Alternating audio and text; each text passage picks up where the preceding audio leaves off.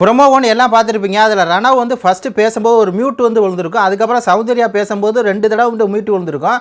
அப்படின்னா என்ன அப்படின்னு பார்க்கும்போது தான் இந்த ரணவ் அப்படிங்கிறவன் ஜாக்லினை வந்து கெட்ட வார்த்தை வந்து பேசியிருக்கான். அதனால தான் அந்த வார்த்தை வந்து மியூட் செய்யப்பட்டிருக்கு. அதுக்கப்புறம் சௌந்தர்யா வந்து என்னடா என்னடா அப்படின்னு சொல்லி பேசும்போது சௌந்தர்யாவுடைய அந்த இதுவுமே வந்து மியூட் வந்து செய்யப்பட்டிருக்கு. அதனால தான் ரணவ் வந்து ஜாக்லின்ட்ட வந்து மன்னிப்பு கேட்குறான்.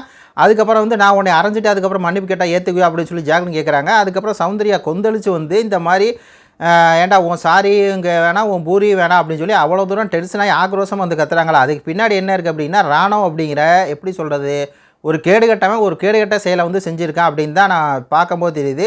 ஏன்னா எல்லாருமே டீகோட் பண்ணி போடுறாங்க. ரணவ் ஃபஸ்ட்டு ஏதோ ஒரு கெட்ட வார்த்தையை ஜாக்லின் வந்து சொல்லியிருக்கான். அதாவது ஜாக்லின் என்ன கேட்குறாங்க அப்படின்னா முதல்ல யார் போய் பிடிச்சது ராணவ் அப்படின்னு சொல்லி கேட்குறாங்க. முதல்ல அந்த பொம்மையை வந்து யார் பிடிச்சது இல்லை இவனை ஜெஃப்ரியை போட்டு யார் அமுத்துனா அப்படின்னு சொல்லி கேட்கும்போது இவன் என்ன சொல்கிறான் நீ பாத்தியா 2 தடவை சொன்னவன் 3ஆவது தடவை வந்து ஒரு கெட்ட வார்த்தை பேசிடுறான் ரணவ். அதனால தான் சௌந்தர்யா இங்கே என்ன பண்ணுறாங்க அவங்க கோவப்பட்டு வந்து அவங்க வந்து பேசுகிறாங்க என்னடா அப்படிங்கும்போது தான் வந்து என்ன ஆயிடுச்சு அந்த இடத்துல வந்து மியூட் ஆகி விட்டது.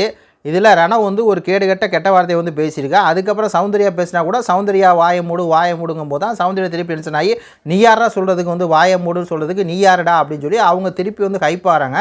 அதுக்கப்புறம் வந்து இப்படி பண்ண முடியாது அப்படின்னு சொல்லி இவன் திருப்பி ஆரம்பிக்கிறான். இதுதான் வந்து பிரச்சனை. இந்த ரணவ் அப்படிங்கிறவன் வந்து என்னென்னா ஒரு காட்டு மிராண்டி மாதிரி உள்ளே வந்து நடந்துக்கிட்டே இருக்கிறான். அவனை வந்து ஃபஸ்ட்டு அவுட் ஆகிட்டான்ல மூடிட்டு வெளியே போய் உட்கார வேண்டியதானே. இப்போ தேவையில்லாமல் வாண்டடாக வந்து ஃபஸ்ட்டு புறமோல ரயான்ட்ட வந்து நல்லா செருப்படி வாங்கினான். ரயான் வந்து விட்டா மூஞ்சியில் குத்திருப்பான் போல இருக்கு. அப்போ ரயான் அடிக்க போயிருக்கான். ஜாக்லின் வந்து சண்டைக்கு போகிறாங்க. சௌந்தர்யா அவ்வளோ தூரம் கோவப்படுறாங்க அப்படின்னா அதுக்கு பின்னாடி இந்த ரணவ் ஏதோ பெருசாக வேலை பார்த்துருக்கான். அது நம்ம லைவை பார்த்தா தான் தெரியும். இப்போ தான் லைவில் வந்து இந்த கேம் வந்து ஸ்டார்ட் ஆகுது.